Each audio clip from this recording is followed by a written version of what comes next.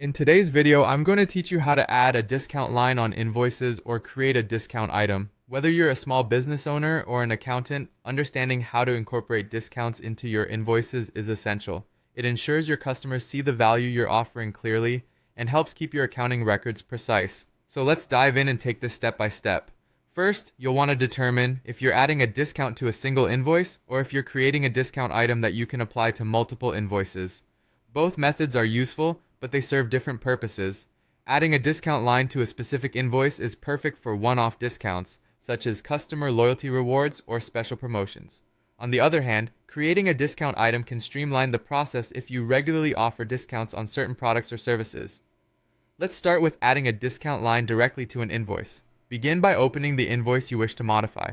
Look for the section where you can add a new line item. This is usually located below your list of products or services.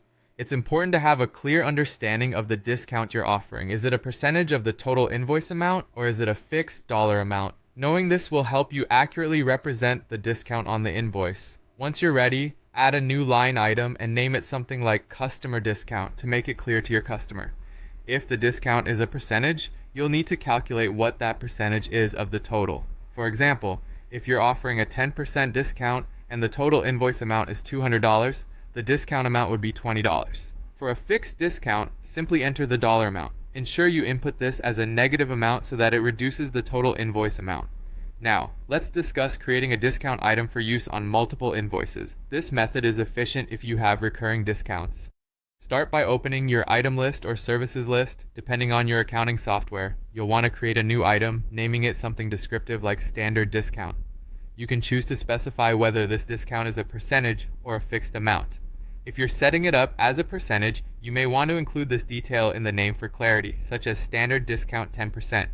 Ensure the tax settings for this item are accurately configured based on your business regulations, as this can affect your records. Once the discount item is created, you can easily add it as a line item to any invoice where it's applicable.